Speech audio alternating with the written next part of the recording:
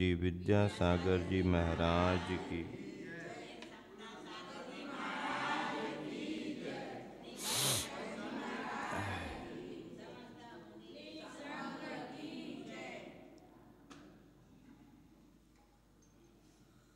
तीर्थों का अपना महत्व है।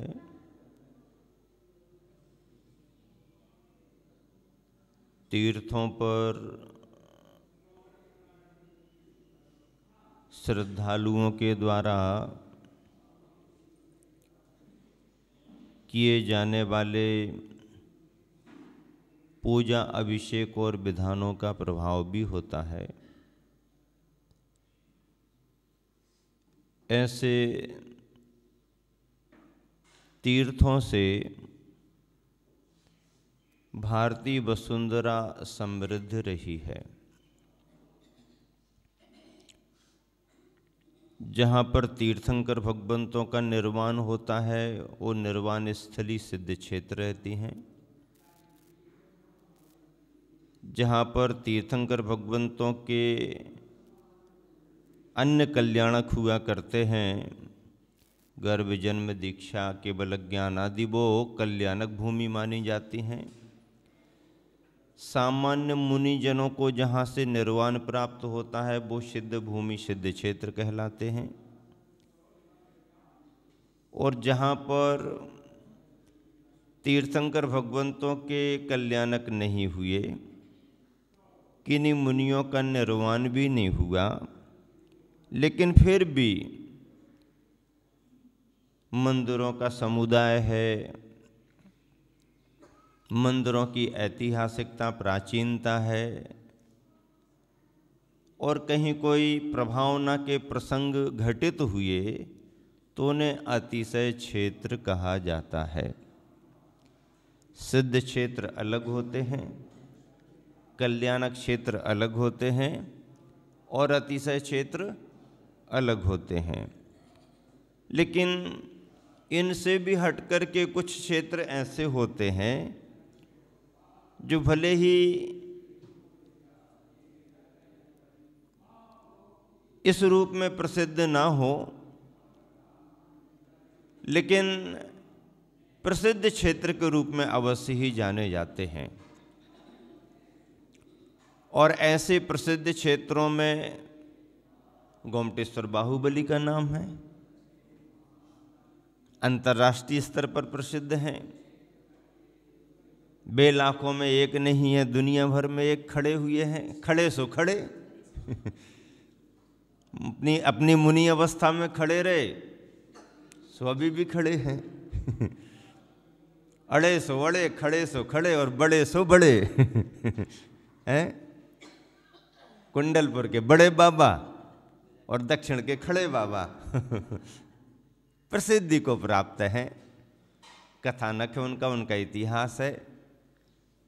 तो ऐसे ही प्रसिद्ध क्षेत्रों में मध्य प्रदेश का एक तरह से अंतर्राष्ट्रीय प्रसिद्धि को प्राप्त खजुराहो क्षेत्र भी रहा।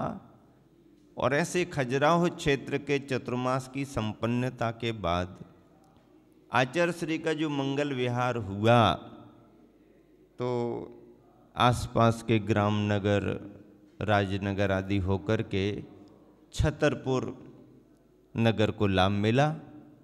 छतरपुर से आचार्य श्री का विहार हुआ और विहार होते होते आचार्य श्री पुनः अजितनाथ भगवान की वंदना करने के निमित्त से अतिशय क्षेत्र बंधाजी पहुँचे। दर्शन वंदना का लाभ लेकर के यथायोग वहाँ की कमेटियों को मार्गदर्शन देते हुए गुरुवर का विहार आगे हो रहा था। अनुमान अंदाज लगाए जा रहे थे और तैयारियां जिस तरह से बहुत पहले से थीं, अवसर उसी तरफ के बन रहे थे। स्थिति ये बनी थी कि ललितपुर एक नगर ऐसा है जो है तो उत्तर प्रदेश में स्थित, लेकिन मध्य प्रदेश के बुंदेलखंड कल्चर से जुड़ा हुआ है और एक बहुत बड़ी समाज ललितपुर में धर्म लाभ धर्म साधना निरंतर किया करती है। आचार्य के प्रवास पहले भी ललितपुर में हुए हैं। सबसे पहला आचार्य का प्रवास जब बुंदेलखंड में आचार्य प्रवेश कर रहे थे तब ललितपुर हुआ था। अल्प प्रवास था। इतनी बड़ी समाज में दिन दो दिन में पूरा परिचय होता भी नहीं है। लेकिन वहाँ के एक विद्वान जो वर्णी इंटर कॉलेज में प्राध्यापक थे, पंडित दरबारी लाल जी, तो वो तो ऐसे गुणानुरागी थे और भी बहुत विद्वान वहाँ पर सेवारत रहे और भी अनेक विद्वान भी रहे जिनका जितना जो भी परिचय रहा हो उस समय रहा हो। लेकिन एक संस्मरण मुझे याद आया क्योंकि वो पंडित जी ने सुनाया था। हम लोगों का चतुर्मास 1998 में हुआ था। तब चतुर्मास के बाद हमारी पुरानी पिच्छिका उन्होंने प्राप्त की थी नियम संयम लेकर के। मुनि भक्त हैं, आचार्य श्री के पास चतुर्मासों में खूब जाते थे, गुरु भक्ति बहुत थी दोनों में। तो ऐसा करके उन्होंने एक संस्मरण सुनाया कि आचार्य श्री का जब अल्प प्रवास हुआ तो उनके प्रवचनों में बोले मैं जाया करता था, कुछ चर्चा की, आचार्य श्री को परिचय दिया तो आचार्य श्री को भी अच्छा लगा। उन्होंने नाम पूछ लिया आचार्य श्री ने कि आपका नाम क्या? पंडित दरबारी लाल जैन, ऐसा करके बता दिया। वहाँ से आचार्य श्री इतना तो सब करके निकल गए, कम समय में ही निकल गए। लेकिन जब आचार्य श्री का क्षेत्र का कुंडलपुर चातुर्मास हुआ और कुंडलपुर के चातुर्मास में आचार्य श्री ने जैन गीता का पद्यानुवाद का कार्य कर लिया श्रवण सुत्तम ग्रंथ पर, तो उसके बाद जब प्रकाशन हुआ तो एक पुस्तक किसी श्रावक को कह करके कि ललितपुर में पंडित दरबारी लाल जी जैन को भेजनी है। और वो पुस्तक पर एड्रेस केवल इतना ही रहा, पंडित दरबारी लाल जैन ललितपुर। लेकिन पंडित जी ने बताया कि महाराज जी केवल इतने मात्र एड्रेस से हमारे पास पुस्तक आ गई। आचार्य श्री को हमारा ध्यान स्मरण में रहा और उन्हें लगा कि ये प्रति जो जैन गीता के नाम से निकली है पंडित जी के पास जाना चाहिए। आई तो हमने पूछा कि इतनी बड़ी समाज में और केवल इतना सा नाम और एड्रेस कुछ था नहीं ललितपुर में, तो कैसे आ गई? बोले जैन लिखा था इसलिए आ गई। तो हमने कहा जैन लिखा था इसका मतलब क्या? बोले पूरी समाज में दरबारी लाल अकेले हम ही हैं दरबारी लाल केवल हम ही हैं। तो अब वो पोस्टमैन तो पूछ लेते हैं भाई जैन समाज में दरबारी लाल जी किसका नाम है, तो मेरे पास आई। मुझे लगा कि देखो विद्यानुरागी वृत्ति में गुरुवर आचार्य श्री भी कितना कितना ध्यान विद्वानों का रख लेते हैं। ऐसे विद्वान आचार्य श्री से लाभान्वित तो होते हैं। ललितपुर नगरी भी एक तरह से विद्वानों की नगरी रही है। प्रारंभ से ही विद्या के प्रति अनुराग और स्वाध्याय के प्रति प्रभावना उस नगर में देखी गई है। मुनि भक्त समाज है। तो इस बार आचार्य श्री का भी पुनः योग बन रहा था। आचार्य श्री के मन में भी कुछ ख्याल आया होगा, क्योंकि पहली बार और दूसरी बार के 2-3 बार में प्रवास अच्छा हुआ, सर्दी गर्मियों का लाभ भी मिला। लेकिन जिस समय सन 1988 को ललितपुर से आचार्य श्री ने विहार किया, तो 88 के बाद से लेकर के अभी तक ललितपुर वालों को आचार्य श्री का अपने नगर में लाभ नहीं मिला। बहुत बड़ी बात है। 88 से 98, 8 और 18, 30 वर्ष होने को हैं। आसपास आचार्य श्री सब तरफ विहार करें, बड़े बड़े कार्यक्रम हों और ललितपुर समाज को उनके नगर में लाभ न मिले, भावनाएं बहुत थीं। नगर में त्यागी वृत्ति परिवार भी बहुत हैं, ब्रह्मचारी भाई बहन भी बहुत हैं, गृहस्थ श्रावक भी बहुत हैं, मुनि भी ललितपुर से बहुत बने हुए हैं, आरिकाएँ भी ललितपुर की बहुत हैं। इस सबको ध्यान में रख करके आचार्य श्री अपने संगों को तो भेजाते रहते, चतुर्मास कराते रहते। चतुर्मास कराने के क्रम में कोई कमी नहीं रहती, लेकिन स्वयं आचार्य श्री का वहाँ पहुँचना नहीं हो पा रहा था। तो ललितपुर की समाज भी पूरी तैयारी से, बार बार तैयारी से, हालांकि ग्रीष्मकाल पपौरा से भी बहुत तैयारी उन्होंने की, तब उन्हें सफलता नहीं मिली। इस बार खजुराहो में भी डेरा डाल करके पड़े रहे कि आचार्य श्री को तो ले जाएंगे। निमित्त क्या बनाए? निमित्त बनाया उन्होंने कि ललितपुर में गुरुवर आचार्य श्री के आशीर्वाद से एक बहुत बड़ी गौशाला की स्थापना हुई। सन 1998 में हम लोगों का चातुर्मास ललितपुर में हुआ था। गुरुवर आचार्य श्री का चतुर्मास सागर में हुआ था। उस समय एक तरह से जीव दया को लेकर के बहुत बड़ा अभियान पूरे देश में चल रहा था। हम लोगों ने भी ललितपुर की समाज को प्रेरित किया और ललितपुर की समाज ने ललितपुर से 7-8 किलोमीटर दूर सागर रोड पर एक बहुत बड़ी जगह, बहुत बड़ा भूखंड लेकर के गौशाला का शिलान्यास करवाया और शुभारंभ जैसा कार्य उन्होंने कर लिया। बहुत बड़े रूप में उसकी आयोजना संयोजना हुई थी। 2 अक्टूबर को एक बहुत बड़ी अहिंसा रैली की संयोजना करके और सभी जैन जैनेतर बंधुओं को प्रेरित करके इस गौशाला का एक तरह से स्वरूप सुनिश्चित हुआ था।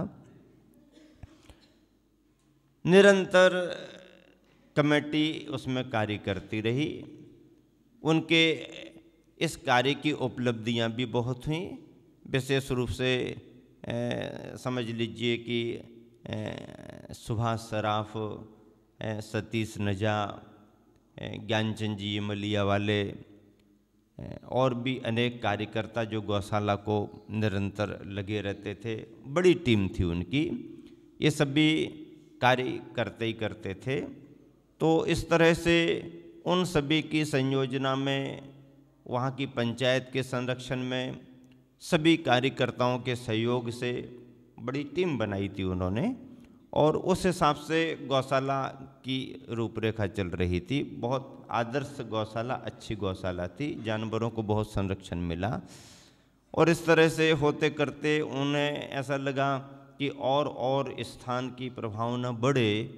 उन्होंने एक अपना बहुत अच्छा ऐसा बना लिया था कि सप्ताह में एक दिन प्रति रविवार सभी न्यासीगण, समाज के वरिष्ठ बंधु आदि आदि गौशाला शाम को जाते ही थे और शाम का भोजन अपना वहीं पर रखते थे। होते करते आज ये वातावरण है कि शहर के जैन तो जैन, अजैन बंधु भी इतने प्रभावित हुए इस योजना से कि शाम को वहाँ पर घूमने जैसा और भोजन करने जैसा वातावरण बहुत अच्छा बनता है, करते हैं लोग। गौशाला में कमेटी वालों ने मंदिर का शिलान्यास करा के एक मंदिर तैयार किया, मानस्तंभ भी तैयार किया। मुनि सुब्रतनाथ भगवान मूल नायक वहाँ के हैं। इस तरह से पंच कल्याणक कराने की उनकी भावना बनी और आचार्य श्री के चरणों में उन्होंने बार बार निवेदन किया कि आचार्य श्री पंच कल्याणक संपन्न करा दो, पंच कल्याणक संपन्न करा दो। समय देख करके, भावनाएं देख करके आचार्य श्री ने समाज को, कमेटी को आशीर्वाद दिया। विनय भैया के मार्गदर्शन में पंच कल्याणी की तैयारियां शुरू हुई और बहुत बड़े रूप में पंच कल्याणक की आयोजना उन्होंने रखी। गुरुवर आचार्य श्री का विहार हुआ और विहार होते होते 21 नवंबर को आचार्य श्री का मंगल प्रवेश ललितपुर नगर में हुआ। लेकिन मंगल प्रवेश तो हुआ, पर मंगल प्रवेश करने के पहले जिस जगह आहारचर्या हुई, आचार्य श्री की सामायिक हुई, उस जगह से लेकर के ललितपुर नगर तक लगभग 10 किलोमीटर की दूरी रही और 10 किलोमीटर की दूरी में उस रास्ते को पूरा सजा दिया गया। 10 किलोमीटर की पूरी जगह को तैयार कर दिया गया। रंगोली डाली गई तो रंगोली भी ऐसी बनाई गई कि ऐसी रंगोली डालेंगे तो ये तो यहाँ वहाँ उड़ जाएगी, भीड़ भाड़ में समझ में ही नहीं आएगी। वो स्थाई पेंट से बना दी गई, आर्टिस्टों को बुला करके बना दी गई। और लोग अभी भी बताते हैं कि आते जाते समय अभी भी बनी हुई है। उस रास्ते पर कोई भी निकलता है तो अभी भी याद करता है कि इस रास्ते से गुरुवर का विहार हुआ था।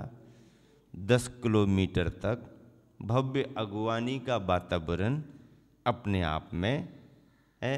आचार्य श्री के मंगल प्रवेशों में एक उदाहरण स्वरूप है, आदर्श मंगल प्रवेश ललितपुर की समाज ने भव्यता से कराया। कार्यकर्ताओं की टीम भी बहुत बड़ी है, बहुत बड़ी टीम है। और आचार्य श्री के बड़े बड़े कार्यक्रमों में लगभग उन सभी का योगदान भी रहता है कार्यकर्ताओं के रूप में।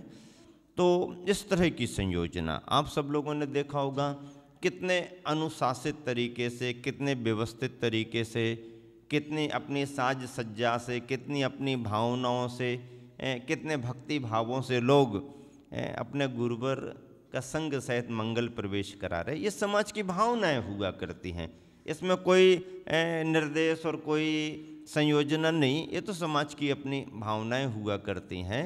और ललितपुर समाज ने एक बहुत ही भव्यतम वातावरण में गुरुवर आचार्य श्री का मंगल प्रवेश कराया। उस समय के वातावरण को देखते थे या देखा है तो ऐसा लगता कि और छोर कुछ पता ही नहीं चल रहा है, और छोर कुछ पता ही नहीं, कौन कहाँ पर चल रहा कि धक्के धक्के में चल रहा, कुछ समझ में नहीं आता।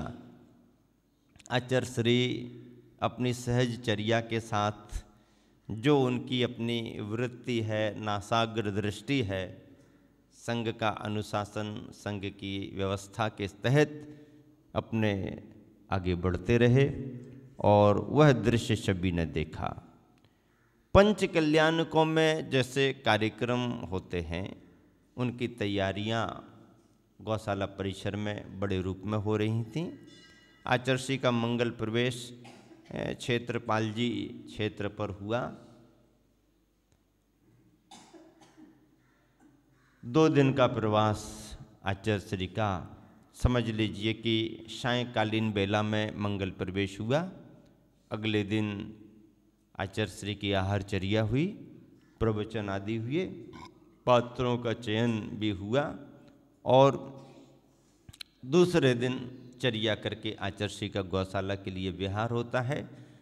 पात्र चयन की चर्चा आती है तो आप सभी को मालूम है कि पात्रों का चयन भी बहुत अच्छे तरीके से, बड़े अच्छे वातावरण में, बिना ज़्यादा समय को लगाए हुए ही और संपन्न हुआ। सौधर्मेंद्र बनने का सौभाग्य कामरा परिवार को प्राप्त हुआ।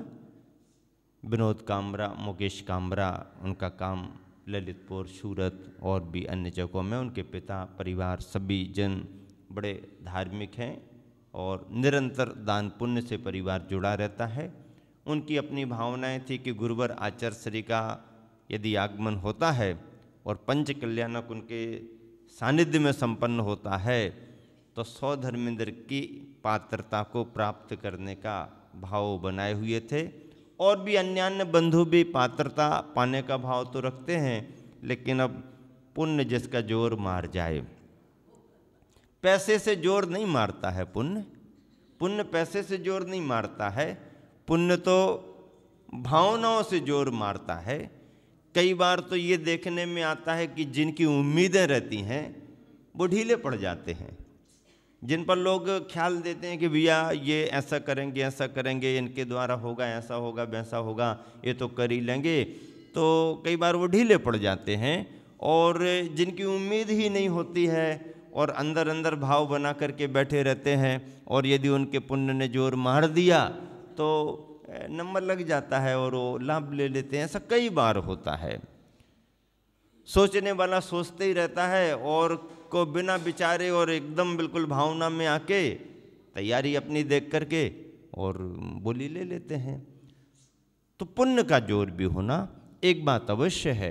मैंने गुरुवर के मुख से संघ में कई बार इस बात को सुना है। आचार्य श्री कहते हैं कि देखो, दान का भाव जो होता है वह केवल पुण्य के उदय से ही नहीं होता। त्याग करने का भाव, दान का भाव जो होता है वो केवल पुण्य के उदय से ही नहीं होता।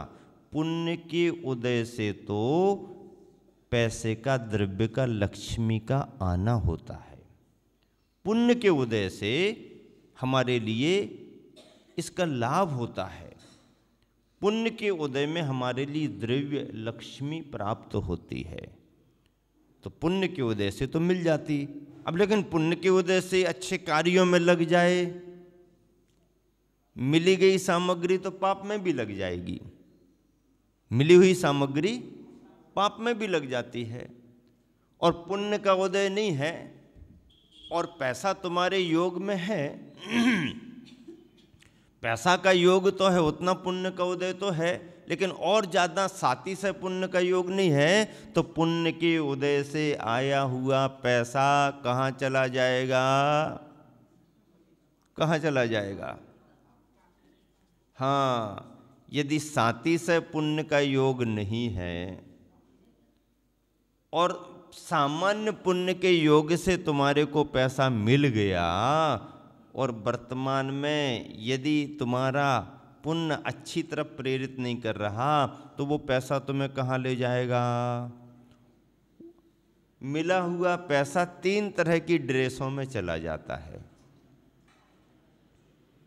कितने तरह की ड्रेसों में चला जाता? 3 तरह की ड्रेसों में चला जाता। पहला तो वाइट ड्रेस में जाएगा। वाइट ड्रेस का मतलब क्या?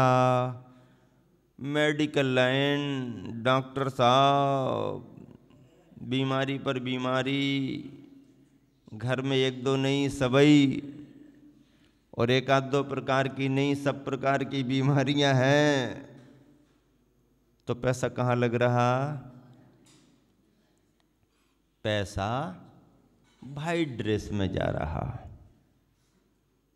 दवाई दवाई दवाई दवाई दवाई दवाई दवाई दवाई, डॉक्टर डॉक्टर डॉक्टर, दवाई डॉक्टर, दवाई डॉक्टर, दवाई डॉक्टर में गया।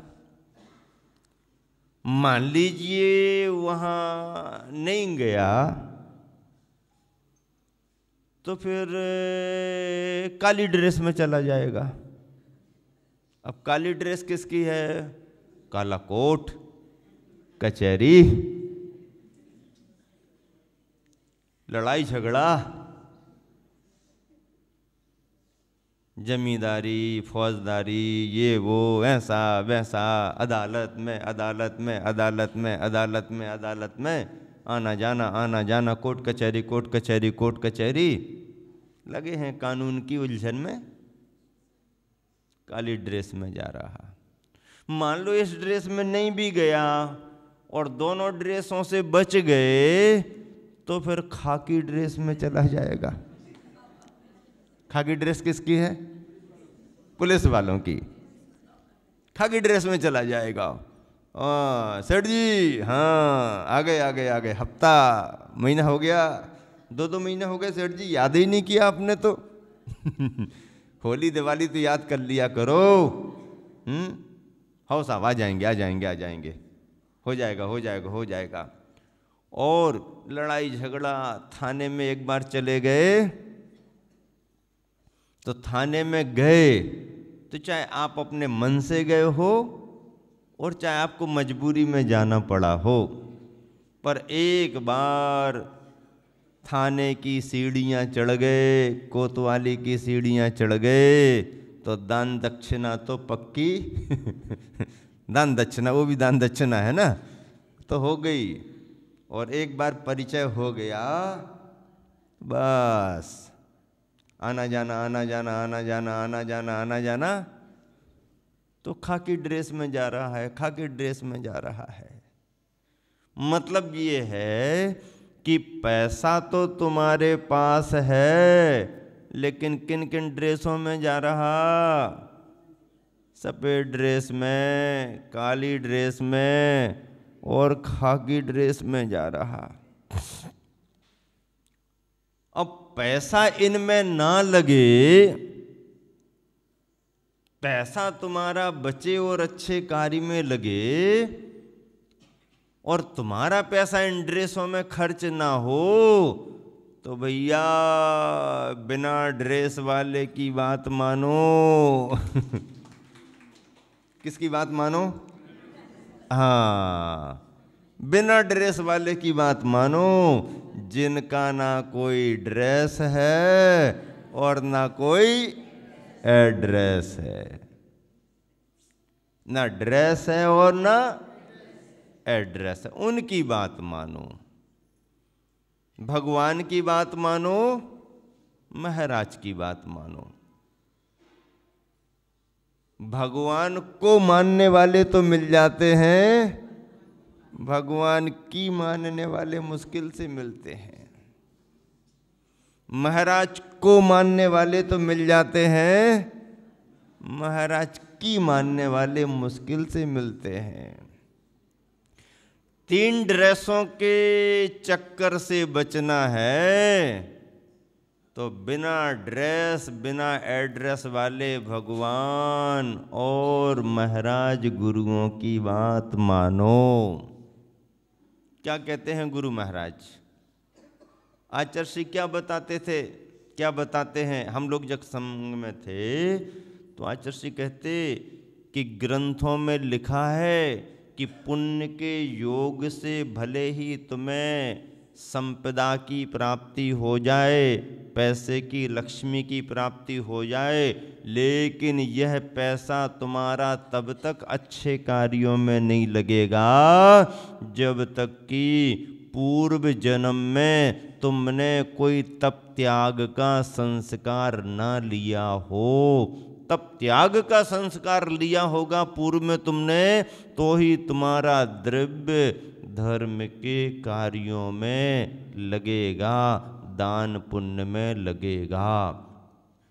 और यदि हमने अपने पूर्व जीवन में पहले के जन्मों में कभी दान पुण्य नहीं किया हो तो प्राप्त संपदा हमारी अच्छे कार्यों में लगने वाली नहीं। चाहे करके भी तुम लगा नहीं सकते, लगेगी नहीं।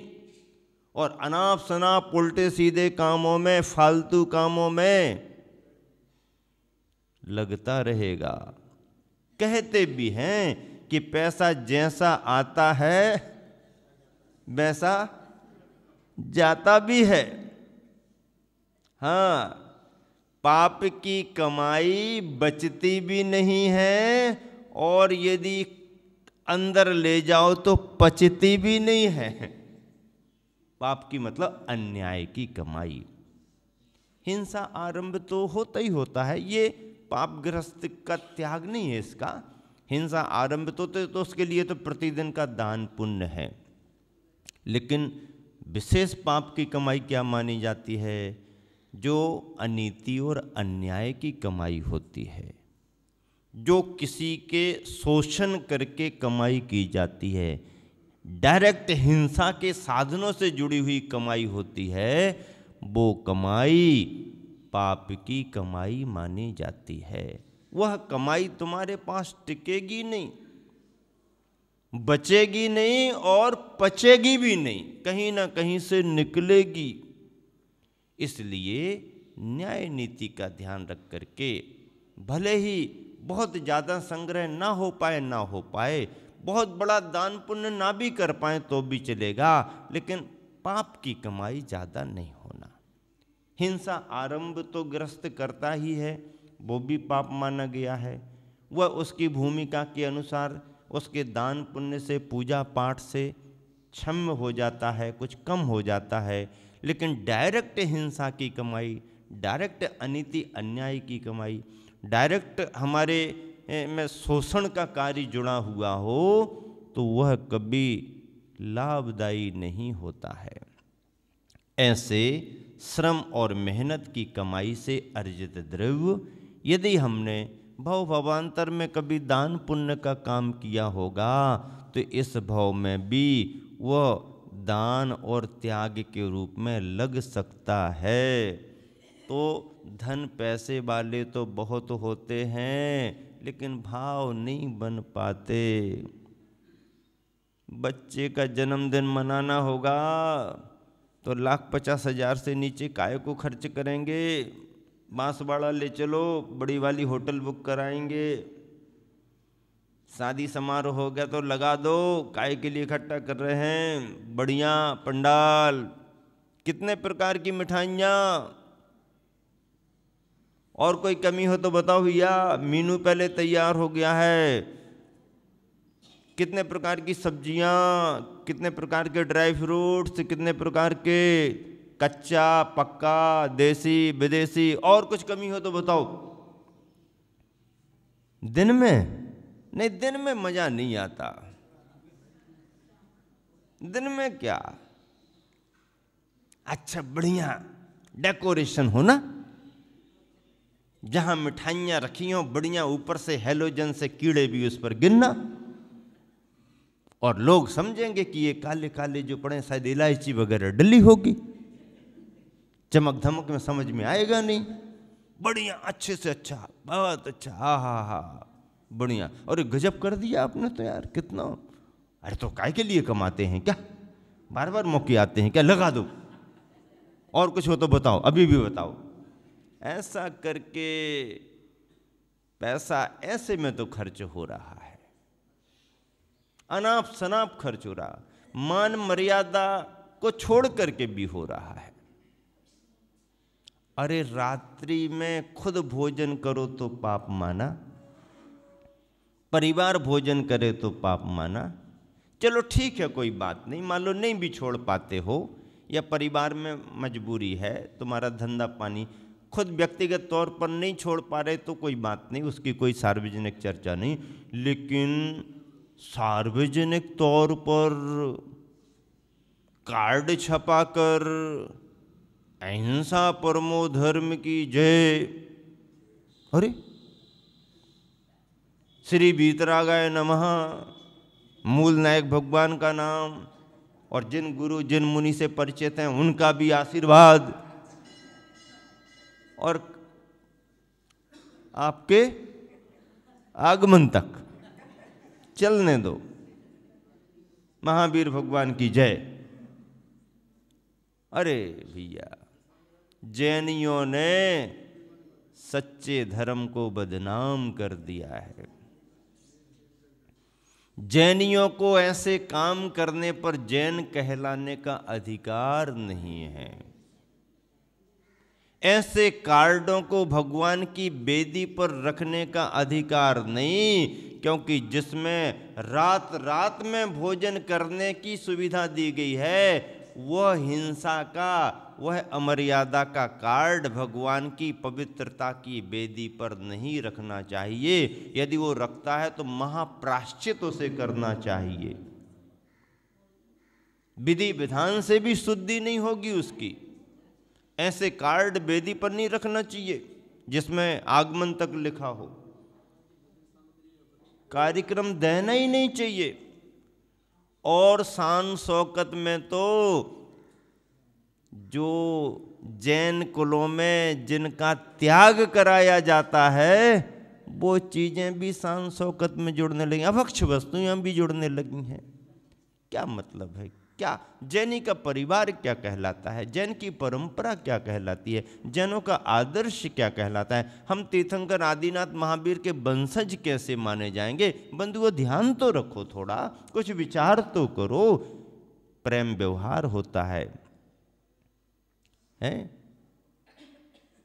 सभी मेल मिलाप होता है, लेकिन मर्यादाएं तो होती हैं, धार्मिकता भी तो होती है, कुलाचार भी तो होता है। ना सही बहुत बड़े धर्म तब त्याग करो, लेकिन कुलाचार का पालन तो करना पड़ता है। ऐसे कुलाचार का पालन करते हुए हम ऐसे आयोजन कैसे दे सकते हैं, आयोजनों को प्रोत्साहित कैसे कर सकते हैं, और कोई आयोजन देता है तो उसमें हम सम्मिलित भी क्यों हो। ना देना चाहिए, और ना ऐसे कार्यक्रमों में जाकर के भोजन पानी में सम्मिलित हो। इसमें कोई बुराई की बात नहीं है, ये तो अपने बचाव की बात है। धर्म के बचाव के लिए तो व्यक्ति कोई भी निर्णय कर सकता है। बाकी अपना अपने समय में होता है। तो इस तरह से इन सब बातों पर ध्यान ना दे करके, और ये जो चल रहा है तो जिसका जैसा पैसा आ रहा है सो वैसा पैसा जा रहा है। लेकिन अपना द्रव्य अच्छे कार्यों में लगे, मर्यादा के कार्यों में लगे, सात्विक और शालीनता के कार्यों में लगे, तो ये समझा जाता है कि द्रव्य इसका ठीक ठाक है। बड़े बड़े आयोजन होते हैं, समृद्ध और सक्षम परिवार तो बोलियां लेते ही लेते हैं, कभी कभी तो सामान्य जन भी जो बहुत सही मेहनत करके भी बहुत नहीं कमा पा रहे, ऐसे कमजोर वर्ग के लोग भी ले लेते हैं, और ऐसा करने से धीरे धीरे उनके अशुभ कर्म टल जाते हैं, और देखते ही देखते उन्हें सब तरह से समृद्धियां भी आने लगती हैं। दान का प्रभाव बढ़ता है, दान का प्रभाव पड़ता भी है। तो इस तरह से ललितपुर में पंच कल्याणक के महापात्रों का चयन हुआ, तो सौधर में इंद्र कामरा परिवार बना, कुबेर शराब परिवार बना, महायज्ञ नायक और भी परिवारीजन बने, बड़ी बड़ी बोलियां राजा श्रेयांश, राजा सोमप्रभ वगैरह बने, सभी तरह के महापात्र बने, भगवान के माता पिता बने। और मुझे जब समाचार मिला कि राजा श्रेयांश और सोमप्रभ में सोमप्रभ बनने का सौभाग्य सोमचंद जी को मिला तो उन्होंने कहा ये भी एक बड़ी बात है, और आचार्य ने बड़ी प्रसन्नता प्रकट करी, क्योंकि वह अपने परिवार के साथ खजुराहो में चौका लेकर के गए थे। वो स्वयं में शिक्षक रहे, अपने जीवन में रिटायरमेंट हो चुका है, वृत्ति थे, दूसरी प्रतिमा दोनों ने ली थी, दूसरी प्रतिमा का पालन करते थे, और खजुराहो में आचार्य श्री के आहार दान का उनको लाभ मिला, उनका पूरा परिवार था। सप्तम प्रतिमा के व्रत भी उन्होंने लिए, सप्तम प्रतिमाधारी भी बने, और बड़ा दान भी अपना गुरुवर के चरणों में क्षेत्र के लिए समर्पित किया। तो बहुत लंबे समय तक लगाते लगाते जब उन्हें आचार्य श्री के आहार दान का लाभ मिला तो पूरा परिवार बहुत खुश प्रसन्न हुआ। भावना भाते रहते हैं, लगाते रहते हैं। सोमचंद जी लकी बुक डिपो वाले के नाम से जाने जाते हैं ललितपुर में। संजीव जी, राजीव जी दोनों भाई बहुत मेहनत करते, दान पुण्य में भी हमेशा आगे रहते हैं। तो जब उन्हें सोमप्रभ बनने का अवसर मिला तो मुझे लगा कि नाम भी सोमचंद और सोमप्रभ बनने का कभी कभी ऐसे संयोग बन जाते हैं। निरंतर उनके परिवार के द्वारा दान पुण्य की प्रभावना होती है। ऐसे अनेक परिवार, सारी समाज ने लाभ लिया, और कार्यकर्ताओं में भी सभी कार्यकर्ताओं ने लाभ लिया। पंच कल्याणक की तैयारियां हो चुकी थीं, और गुरुवर निरंतर प्रवचनों का लाभ दे रहे थे। सबसे विशेष प्रभावना का प्रसंग तो तब और बन पड़ा जब इसी पंच कल्याणक के वातावरण में मुनिराज समय सागर जी महाराज का संग सहित आगमन हुआ। और मुनि महाराज समय सागर जी का इस वर्ष का चतुर्मास समझ लीजिए सतना नगर में हुआ था। प्रशस्त सागर जी महाराज जी को कुछ स्वाभाविक अस्वस्थता आई हुई थी, तो उस वजह से उनका प्रवास ग्रीष्मकाल से लेकर के चतुर्मास तक का योग बना, और समाज ने खूब अच्छा लाभ लिया। चातुर्मास की संपन्नता के बाद आचार्य जी का संकेत मिला होगा, और महाराज जी का विहार हुआ। चारों महाराज जी विहार करते करते ललितपुर के लिए पधारे। आगमन हो गया। उनके साथ में बहुत सारे ब्रह्मचारी गण भी अध्ययन कर रहे थे, आचार्य जी के निर्देशों में अध्ययन कर रहे थे, और लंबे समय से उनकी भावनाएं भी चल रही थीं। और जो भी साधना और स्वाध्याय उनका चल रहा था, तो बराबर उनकी तैयारियां हुई, और चर्चा बहुत तेजी के साथ चली कि मुनि दीक्षा होनी है, मुनि दीक्षा होनी है, मुनि दीक्षा होनी है। भावना तो सभी जन भाते हैं। पुण्य सभी का रहता है, लेकिन अब जिसका जोर मार जाए, ऐसा होते करते हाँ देखो, और आप सबको तो जानकारी है ही, समाचार फैल गया कि दीक्षाएं सुनिश्चित हो गई हैं। ब्रह्मचारी सभी तरफ से पहुंच गए। आचार्य ने बातचीत करके 10 नाम सुनिश्चित किए, जो 10 ब्रह्मचारी चतुर्मासों में महाराज जी के पास रहे और अध्ययन लाभ लिया, साधना भी की। आचार्य ने उन 10 ब्रह्मचारियों के लिए दीक्षा को सुनिश्चित किया। समय पर दीक्षा होती हैं। निर्ग्रंथ मुनि दीक्षा सामान्य नहीं मानी जाती है।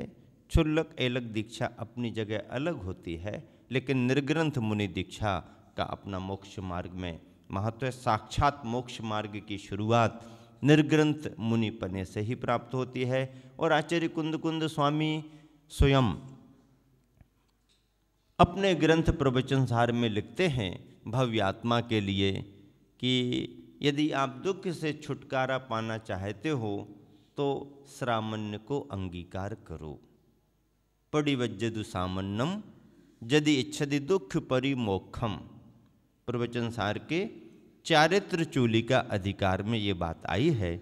चारित्र चूलिका में मुनि धर्म की बात प्रारंभ की जा रही है और मुनि बनने की पात्रता किस में है, मुनि बनने की भावना कैसी होना चाहिए, मुनि बनने के लिए क्या करना चाहिए, परिवारी जनों को क्या बताना चाहिए, परिवारी जनों से किस तरह की बात करना चाहिए, परिवारी जनों को संतुष्ट करते हुए जब आगे बढ़ते हैं तो गुरु के चरणों में जाकर के कैसा निवेदन करना चाहिए, सभी प्राणियों के प्रति कैसे भाव रखना चाहिए, अपनी सामर्थ्य अपनी साधना किस तरीके से होना चाहिए, किस तरीके से सबसे क्षमा याचना करनी चाहिए, आदि आदि सभी बातें मूलाचार आदि ग्रंथों में बहुत अच्छे से लिखी गई हैं।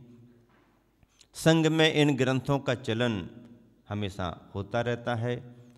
स्वयं संघ में जब हम थे तब आचार्य ने प्रवचन सार भी पढ़ाया, अष्टपाहुड़ भी पढ़ाया, मूलाचार प्रदीप भी पढ़ाए। सभी ग्रंथों का अध्ययन संघों में होता रहता है। बार बार आचार्य मूल ग्रंथों को ही पढ़ाते रहते हैं, बार बार उन्हीं की व्याख्याएं विश्लेषण करते रहते हैं। तो प्रवचन सार को जब हम लोगों ने पढ़ा तो मुनियों की दीक्षा, मुनियों के व्रत, मुनियों के मूल गुण आदि को लेकर के बहुत अच्छे प्रसंग हैं। 28 मूल गुणों की चर्चा बहुत अच्छे तरीके से की गई है। तो ऐसे प्रथमान योग के ग्रंथों में जो कथन आते हैं आदि आदि, चरणान योग के ग्रंथों में जो कथन आते हैं, उन सभी से ये सिद्ध होता है कि मुक्ति का मार्ग साक्षात रत्नत्रय है और मुनि बनने पर ही मोक्ष मार्ग की साक्षात शुरुआत होती है। ये भावना भी ब्रह्मचारियों को कूट कूट करके दी गई। समय सागर जी महाराज जी जब पढ़ाते हैं तो बहुत अच्छे तरीके से पढ़ाते हैं, मनोयोग से पढ़ाते हैं। क्योंकि मुझे स्वयं मालूम है जब ब्रह्मचारी अवस्था में संघ में हमारा प्रवेश हुआ था तो आचार्य श्री तो अब बड़ी क्लास पढ़ाते थे, तो बड़ी क्लास में बैठ कर के अपना सुनना होता था और जितना समझ में आया बाकी सुनना तो होता ही है, बीच बीच के संदर्भ तो समझ में आते थे। लेकिन आचार्य ये भी जानते थे ये नए हैं, स्कूली पढ़ाई करने वाले विद्यार्थी हैं, तो इनको विधिवत कुछ अध्ययन हो, इसके लिए आचार्य ने समय सागर जी महाराज जी को जिम्मेदारी सौंपी थी। समय सागर जी महाराज जी ने उस समय पढ़ाना शुरू किया था और कितने अच्छे तरीके से संदर्भों को पढ़ाते थे, आज भी मुझे याद है। तो महाराज जी ने अच्छे तरीके से ब्रह्मचारियों को तैयार किया और गुरुवर ने दीक्षा के लिए उन ब्रह्मचारी भाइयों को तैयार कर दिया। लेकिन एक विशेष बात रखते हुए आचार्य ने कहा कि हाँ दीक्षा तो इनको दे सकते हैं, लेकिन एक बात और है कि दीक्षा तो दे रहे हैं पर इनको रखना आपको ही पड़ेगा। देखो एक और नई बात कर दी। और महाराज जी तो संकोच में पड़ेंगे क्योंकि इतनी बड़ी जवाबदारी लेना और बहुत मतलब एक बड़ी बात होती है। फिर भी गुरु के संकेतों को समझ करके महाराज जी ने गुरु आज्ञा में स्वीकृति दी है। और जो भी है तो आचार्य जी ने स्वयं कहा कि हाँ करते करते हाँ अब 40 वर्ष में तो देखो आचार्य श्री भी बहुत दूरदर्शिता से सभी विचार करते हैं, संघ की व्यवस्थाओं पर विचार करते हैं और आवश्यकताओं पर विचार करते हैं। मुनि दीक्षा का संदर्भ बना, मुनि दीक्षाएं हुई, आप सबने देखी। मुनि दीक्षा का एक क्रम होता है, परिवारिक जनों की सहमति तो होती ही होती है, सहमति लेना भी पड़ती है। चूँकि एकदम नए और अपरिचित हों तो परिवार को बुला करके पूछने की ज़रूरत पड़ती है, लेकिन जो पुराने हैं, परिचित हैं, पूरा परिवार परिचित है, परिवार क्या पूरा कुटुंब और पूरा गांव परिचित है, उनका आवागमन रहता है, बरसों चौका लगाते रहते हैं, नियम व्रत लेते रहते हैं, तो फिर उनसे पूछना और परमिशन की कोई ज़रूरत जैसी नहीं, क्योंकि पूरे के पूरे परिवार भी व्रतिजन बन जाते हैं। तो आचार्य श्री को इन सब का अध्ययन हो जाता है। फिर भी अनुमति लेकर के निवेदन करके ही बात आगे बढ़ती है। और आप सबने देखा जैसा हर साल हर वर्ष हर समय होता है दीक्षाओं के समय कि ब्रह्मचारी स्वयं अपने भाव प्रकट करते हैं, ताकि उनका भाव स्वतंत्रता से उपस्थित जन समुदाय के सामने, उनके परिवारिक जनों के सामने प्रकट हो, कि उनके ऊपर कोई दबाव नहीं है, उनके लिए कोई मजबूरी नहीं है। और इस तरह से वह अपने भावों को प्रकट करते हैं। संघ से, संघ के मुनिगणों से, समाज से, अपने साथी ब्रह्मचारी भाइयों से, परिवारिक जनों से क्षमा याचना करते हैं। क्षमा याचना करना इसलिए ज़रूरी होता है क्योंकि सबके बीच में उठने बैठने में 19-20 होता रहता है। अब 2-4-10 बर्तन होते हैं तो थोड़ी न थोड़ी आवाज़ तो आती ही रहती है। उस आवाज़ के लिए फिर समापन किया जाता है, विसर्जन किया जाता है, उसे क्षमा याचना का क्रम कहते हैं। तो वो भी होता है, वो भी आप सबने देखा हुआ करना पड़ता है। और करने में एक भावना भी जुड़ी रहती है। गुरुवर को ये आश्वस्त किया जाता है कि आपसे दीक्षित होकर के, आपको गुरु मान करके आप जो भी मार्गदर्शन देंगे जीवन पर्यंत आपकी आज्ञा का पालन करेंगे, इत्यादि प्रकार से गुरु के चरणों में निवेदन किया जाता है। ये बातें मुझे इसलिए मालूम है कि जिस समय हम लोगों की दीक्षा हुई थी तो उस समय भी वही क्रम, हर दीक्षाओं में यही क्रम होता है। इस बार मैंने चला करके ये सोच करके कि अपनी दीक्षा में तो अपन पूरी बात नहीं समझ पाते, देख पाते, क्योंकि उस समय तो निर्विकल्पता रहती है और एक ऐसी अनुभूति में अपन रमते हैं कि ऐसा अवसर जीवन में दुर्लभता से मिलता है। तो उस समय निर्विकल्पता से अपनी ध्यान की भूमिका, शुद्धोपयोगी की भूमिका में रहते हैं और आंख बंद करके गुरुवर क्या कर रहे हैं, कैसा कर रहे हैं, वो तो देखने वाले जाने, अपने पर हो रहा है ये महसूस करते हुए आदि आदि का आनंद लिया जाता है। तो उस समय तो सब नहीं। तो इस बार मैंने चला करके ऐसा देखा जैसे सभी समाज उपस्थित थी और लाइव टेलीकास्ट जैसे होता है तो सभी लोग देख रहे थे बागीदोरा में। तो हमने कहा भैया आप ही आप देखोगे, मुझे भी तो देखना है थोड़ा सा। तो दूर से बैठ करके पूरा देखा और देखने में पूरा एक एक दृश्य, एक एक भावना, एक एक संस्कार दिखाई देता, ख्याल में भी आता है कि आचार्य महाराज कितनी जवाबदारी, जिम्मेदारी से एक एक संस्कार एक एक साधक को देते हैं। सब शास्त्रोक्त विधियां हैं, सब शास्त्रों में लिखी गई विधियां हैं, सभी मंत्र शास्त्रों के लिखे हुए हैं और उन मंत्रों का आरोपण तरीके से होता है। सवस्त्र अवस्था में कितने संस्कार दे दिए जाते हैं, उसके बाद में उन्हें निर्ग्रंथ होने का संकेत दे करके फिर उसके बाद में अन्य संस्कार किए जाते हैं। इस तरह से मुनि दीक्षा का अपना क्रम है, उसकी अपनी साधना है, पद्धति है और बहुत प्राचीन है, आज की नहीं है, बहुत प्राचीन है। युगादि पुरुष आदिनाथ भगवान के समय से आई हुई है। इस साधना पद्धति की प्राचीनता के साथ प्रामाणिकता भी है। यही कारण है कि इतनी प्रामाणिकता होने के कारण ही लोग कभी इस चर्या में बाधा व्यवधान नहीं डाल सके। ना समझी में, अज्ञानता में, देश काल की परिस्थितियों में कभी आवागमन में अवरुद्धता भले आ गई हो, लेकिन चर्या की प्रामाणिकता को समझ करके लोगों ने इसे सम्मान हमेशा दिया है। बड़े बड़े राजाओं का आश्रय मिला है और राष्ट्रीय क्या अंतर्राष्ट्रीय स्तर पर दिगंबर मुनिचर्या का महत्व आका जाता है। तो ऐसी प्राचीनता और इसी तरह की प्रामाणिकता होने के कारण यह चर्या आज तक निर्दोष और निराबाध चली आ रही है। सभी समुदायों के द्वारा किसी न किसी रूप में इसके प्रति भावना और मान्यता जुड़ी हुई है। इस कलिकाल में इसी चर्या की साधना करने वाले मुनि महाराज विराजमान हैं और तैयार भी हो रहे हैं। गुरुवर आचार्य श्री के कर कमलों से 10 ब्रह्मचारी भाइयों को निर्ग्रंथ मुनि दीक्षा प्रदान की गई और जिस समय वह अपनी मुद्रा में निर्ग्रंथता के साथ खड़े हुए तो ऐसे दिखाई दे रहे थे कि गुरुवर आचार्य श्री की वरदानी छांव तले साधना के बट वृक्ष के नीचे ये 10 लक्षण के 10 रूप ही खड़े हुए हैं। 10 धर्म के 10 रूप ही खड़े हुए हैं और निर्ग्रंथ सागर से नाम प्रारंभ करके ना को लेकर के सभी महाराज जियों के नामकरण हुए। पिच्छी कमंडल प्रदान किए जाते हैं। संयम का उपकरण पिच्छी मानी जाती है, शुद्धि का उपकरण कमंडल माना जाता है, ज्ञान के उपकरण ग्रंथ माने जाते हैं। इत्यादि प्रकार से मुनि दीक्षा के संस्कार दिए जाते हैं।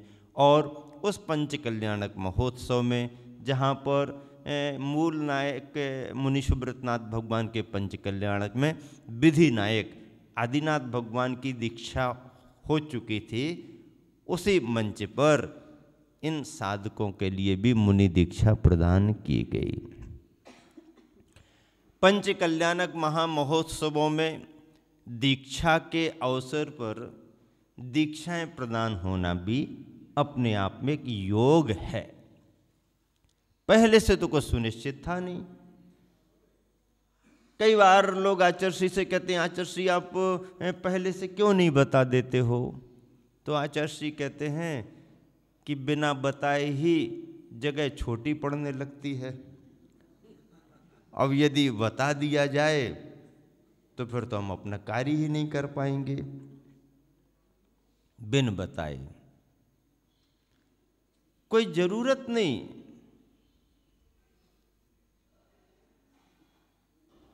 शाम को भी समाचार मिले तो अगले दिन उपस्थिति, चाहे पिछी परिवर्तन हो, चाहे दीक्षा के संदर्भ हो। और आचार्य इसलिए भी अब बहुत समय से पहले से डिक्लेयर नहीं कराते हैं, बताना भी बंद कर दिया है, क्योंकि पहले से सूचनाएं मिल जाने से लोग तैयारियों से आ जाते हैं और कमेटी के लोग कितनी भी व्यवस्था क्यों न बनाएं, वो बिगड़ ही जाती है और लगभग लोग कहने लगते हैं फेल हो गई व्यवस्था, फेल हो गई। तो आचार्य क्या कहते हैं? आचार्य कहते हैं नहीं, व्यवस्था फेल नहीं हुई। व्यवस्था तो अच्छी बनाते हैं कमेटी वाले अच्छी व्यवस्था बनाते हैं, अच्छी व्यवस्था बनाई भी, व्यवस्था फेल नहीं हुई है, व्यवस्था फैल गई है। क्या हो गई? व्यवस्था फैल गई है। अब ये पहले छोटा अनुमान था, अब इतने सारे आ गए तो क्या करें? अब व्यवस्था और बढ़ गई तो फेल नहीं हो गई, व्यवस्था फैल गई है। इस तरह से आचार्य श्री समझ करके ही संकेत देने में जल्दबाजी नहीं करते हैं। बिना संकेत के भी लोग समझ जाते। अब तो बिना संकेत के भी समझ जाते हैं और अनुमान भी लगाने लगते हैं कि अब क्या होगा, क्या होने वाला है। लेकिन अनुमान लगभग फेल हो जाते हैं, कभी कभी लागू भी हो जाते हैं, कभी कभी जो सोचा जाता वो हो भी जाता है।